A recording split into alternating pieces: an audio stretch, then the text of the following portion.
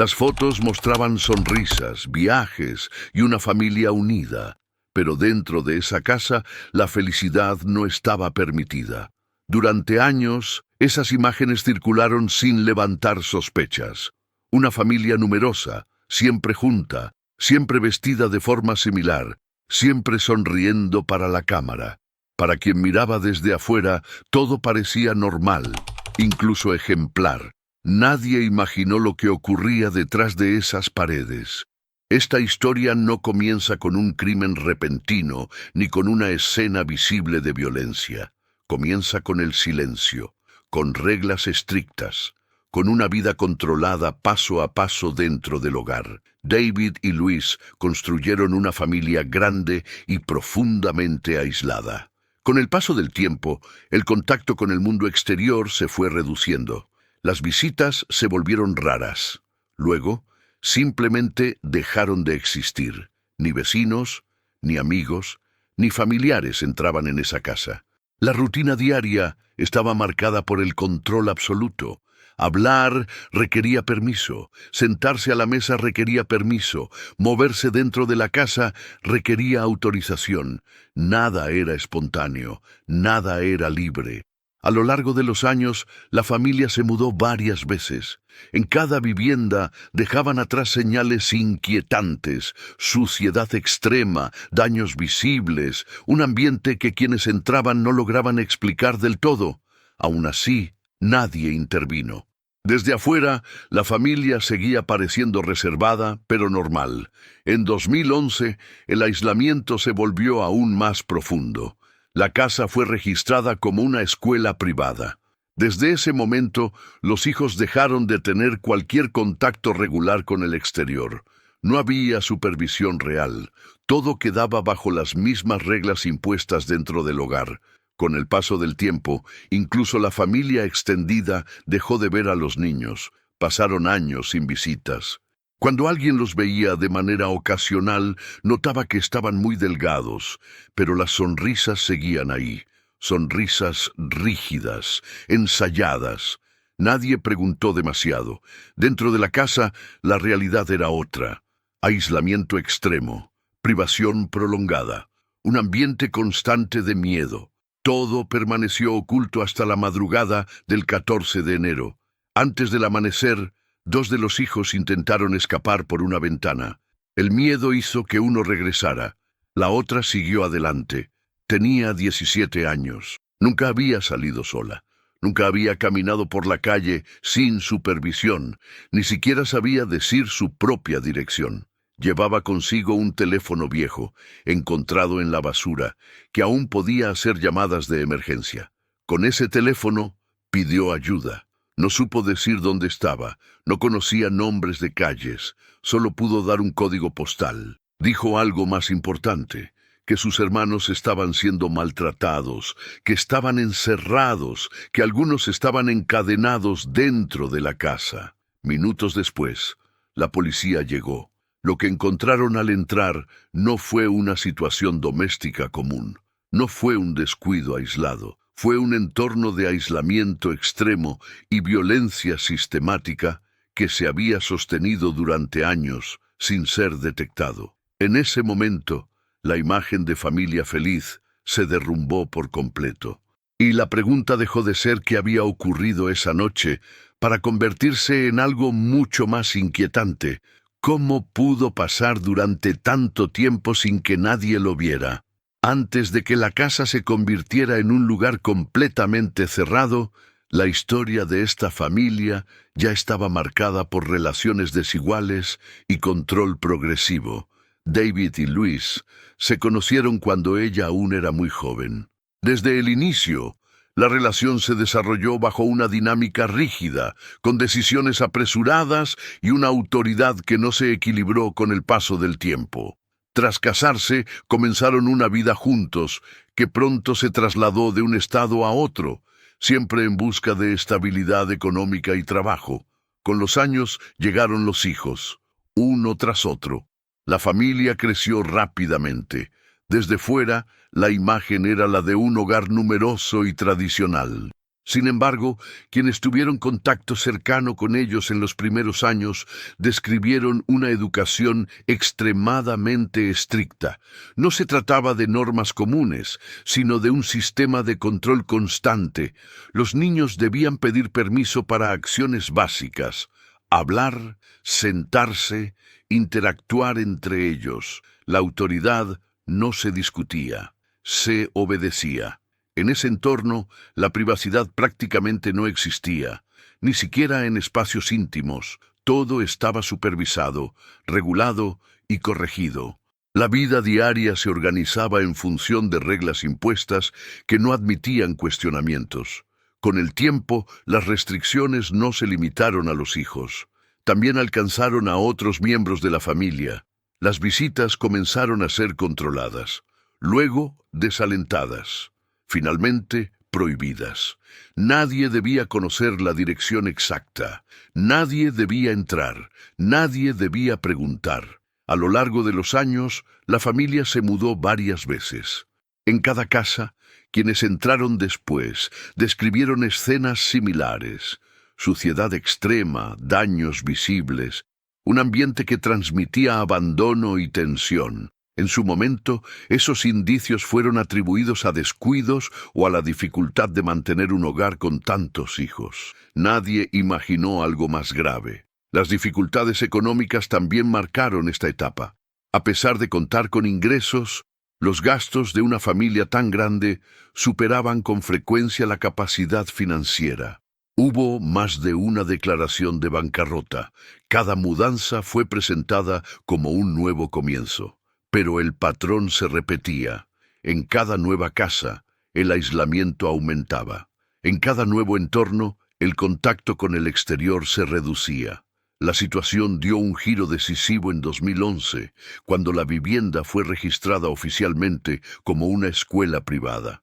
Con esa decisión, los hijos dejaron de asistir a cualquier institución externa. La educación quedó completamente bajo el control del hogar. No había supervisión real del Estado. No había maestros externos. No había evaluaciones independientes. Desde ese momento, la familia quedó prácticamente invisible. Con el paso de los años, incluso los abuelos y otros familiares dejaron de ver a los niños. Pasaron largos periodos sin visitas. Cuando ocasionalmente había algún contacto, los hijos parecían muy delgados, pero mantenían una actitud dócil y sonriente. Las apariencias seguían funcionando. Dentro de la casa, las condiciones se agravaban. El control se volvió más severo. El castigo se convirtió en parte del método educativo. La rutina diaria se desarrollaba en espacios cerrados, con muy poca exposición al exterior y una disciplina basada en el miedo. Los hijos pasaban la mayor parte del tiempo encerrados. Dormían durante el día y permanecían despiertos gran parte de la noche. La alimentación era limitada. El contacto con el mundo exterior, casi inexistente. Ese sistema se mantuvo durante años sin intervención. No hubo denuncias formales, no hubo inspecciones efectivas, no hubo señales que lograran romper el aislamiento, hasta que la acumulación de control, privación y miedo llegó a un límite. La madrugada del 14 de enero no fue un acto impulsivo, fue el resultado de años de encierro, de observar en silencio, de esperar una oportunidad. Cuando esa oportunidad llegó, una de las hijas decidió hacer algo que nunca había hecho: desobedecer. Ese momento marcó el inicio del final. Con el paso del tiempo, el encierro dejó de ser solo una forma de aislamiento y se transformó en un sistema completo de control. Ya no se trataba únicamente de reglas estrictas, sino de una estructura diseñada para limitar cada aspecto de la vida dentro de la casa. Los hijos pasaban la mayor parte del tiempo en habitaciones cerradas. Las ventanas permanecían cubiertas, la luz natural casi no entraba.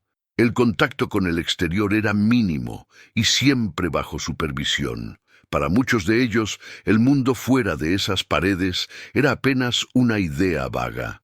La rutina diaria se alteró por completo. Dormían durante largas horas del día y permanecían despiertos por la noche.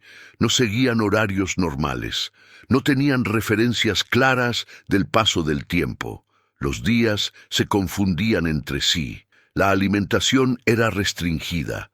Una sola comida al día, porciones pequeñas, siempre bajo control.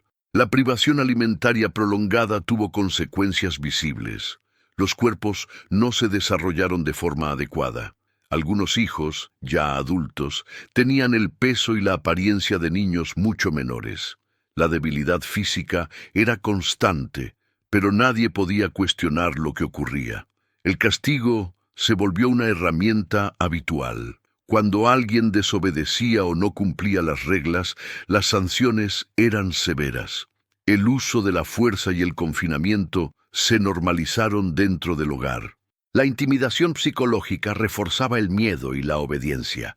Con el tiempo, algunos de los hijos comenzaron a ser inmovilizados como forma de control. Cadenas y candados limitaron aún más su movimiento. El encierro no era solo simbólico, era físico. A pesar de todo, el silencio se mantuvo. No había vecinos que entraran. No había maestros que observaran. No había médicos que evaluaran de forma regular. Desde afuera, la casa seguía siendo solo una vivienda más en una ciudad pequeña y tranquila. Las pocas veces que la familia aparecía en público, lo hacía de manera controlada. Todos vestían de forma similar. Todos seguían instrucciones precisas. Las sonrisas, aunque forzadas, cumplían su función. Las fotografías publicadas reforzaban esa imagen. Viajes, celebraciones, renovación de votos. Todo parecía cuidadosamente planeado para mostrar normalidad. Nadie sospechó que esas imágenes ocultaban un entorno de aislamiento extremo y prácticas abusivas prolongadas. Dentro de la casa, la percepción de la realidad se distorsionó. Muchos de los hijos no sabían cómo funcionaba el mundo exterior. No entendían conceptos básicos, no reconocían objetos cotidianos. Algunos no sabían qué era la policía ni para qué servían los medicamentos. La manipulación psicológica profunda hizo que cuestionar la autoridad pareciera imposible. El miedo a las consecuencias era mayor que cualquier deseo de escapar. La obediencia se convirtió en una forma de supervivencia. Sin embargo, incluso en ese contexto, algo comenzó a cambiar. Con el paso de los años, una de las hijas mayores empezó a observar con más atención, a recordar fragmentos de una vida diferente, a entender que aquello no era normal. La idea de escapar no surgió de un día para otro. Fue creciendo lentamente, alimentada por la desesperación y la necesidad de ayudar a sus hermanos. El plan era simple y arriesgado: esperar la madrugada, salir por una ventana, buscar ayuda, sin saber exactamente cómo. Durante mucho tiempo, ese pensamiento fue solo una posibilidad lejana, pero la acumulación de encierro, privación y miedo llegó a un punto en el que quedarse ya no era una opción. La casa seguía en silencio, las cadenas seguían ahí, el control parecía absoluto. Pero por primera vez, alguien estaba dispuesto a romperlo. La madrugada del 14 de enero marcó un quiebre definitivo. No fue una huida impulsiva, sino el resultado de años de encierro y observación silenciosa. En las primeras horas del día, cuando la casa permanecía en calma, dos de los hijos intentaron salir por una ventana. El miedo fue inmediato. Uno regresó, la otra continuó. Tenía 17 años. Nunca había salido sola. Nunca había caminado por una calle sin supervisión. No conocía nombres de avenidas ni referencias básicas. Tampoco sabía decir la dirección de la casa, porque casi nunca había estado fuera. Llevaba consigo un teléfono viejo, encontrado en la basura. El aparato parecía inutilizable, pero aún permitía realizar llamadas de emergencia. Ese detalle pequeño y fortuito se convirtió en la única conexión posible con el mundo exterior. Caminó sin rumbo claro hasta encontrar ayuda. Cuando logró comunicarse con la policía, explicó que había escapado de su casa y que sus hermanos estaban siendo maltratados. Dijo que algunos estaban encerrados y encadenados. No pudo dar una dirección exacta, solo recordó un código postal. La información fue suficiente para que los agentes actuaran. En pocos minutos, las patrullas llegaron al lugar. Al escuchar el relato completo, comprendieron que no se trataba de una situación doméstica común. La magnitud de lo descrito exigía una respuesta inmediata y amplia. Al ingresar a la casa, los oficiales se encontraron con un escenario que superó cualquier expectativa inicial. El ambiente era oscuro, el olor era penetrante, las condiciones de higiene eran extremadamente deficientes. Algunos de los hijos estaban inmovilizados con cadenas y candados dentro de habitaciones cerradas. La apariencia de los rescatados fue lo primero que llamó la atención. Muchos parecían niños pequeños, frágiles y desnutridos. Sin embargo, al revisar documentos y escuchar sus edades, los agentes descubrieron algo aún más perturbador. Varios de ellos eran adultos. La hija mayor tenía casi 30 años y un peso muy por debajo de lo esperado para su edad. Otros presentaban signos claros de privación alimentaria prolongada y debilidad severa. Solo el hijo menor, un niño pequeño, mostraba un desarrollo físico acorde a su edad. La confusión inicial dio paso a la gravedad del hallazgo. Muchos de los hijos no sabían qué era la policía. No comprendían por qué estaban siendo llevados fuera de la casa. Algunos mostraban miedo incluso ante la ayuda. El aislamiento extremo había limitado su comprensión del mundo exterior. Los servicios médicos fueron activados de inmediato. Los hijos fueron trasladados a hospitales cercanos para recibir atención urgente. Los exámenes confirmaron desnutrición severa, deficiencias nutricionales y secuelas físicas producto del encierro prolongado. Mientras tanto, la escena dentro de la casa era documentada. Las cadenas, los candados, las habitaciones cerradas y las condiciones de vida se convirtieron en pruebas centrales de la investigación. La imagen pública de Familia Unida quedó completamente destruida. En cuestión de horas, lo que había sido un hogar invisible se transformó en un caso de alcance nacional. La pregunta ya no era si algo estaba mal. La pregunta era cómo había podido sostenerse durante tantos años. El proceso judicial avanzó con rapidez una vez que la magnitud de lo ocurrido quedó clara. Las pruebas eran contundentes. Las condiciones documentadas dentro de la casa, los testimonios de los hijos y los informes médicos confirmaban años de aislamiento extremo, privación prolongada y prácticas abusivas sistemáticas. David y Luis fueron detenidos y enfrentaron múltiples cargos graves. La acusación reflejaba no un hecho aislado, sino un patrón sostenido durante años. La justicia reconoció que el daño causado no podía entenderse como negligencia, sino como una forma prolongada de violencia dentro del núcleo familiar. El acuerdo judicial puso fin al proceso penal. Ambos fueron condenados a cadena perpetua, con la posibilidad de libertad condicional solo después de varias décadas. Fue una respuesta legal firme, aunque insuficiente para reparar por completo lo vivido. Para los hijos, el final del juicio no significó el final del camino. La recuperación fue lenta y compleja. Muchos tuvieron que aprender desde cero aspectos básicos de la vida cotidiana. Tomar decisiones simples, entender normas sociales, cuidar de su propio cuerpo. El mundo exterior, que para otros es familiar, para ellos era desconocido. La atención médica y psicológica se extendió durante meses. Algunos necesitaron años de apoyo constante. Las secuelas del encierro no desaparecieron con la libertad.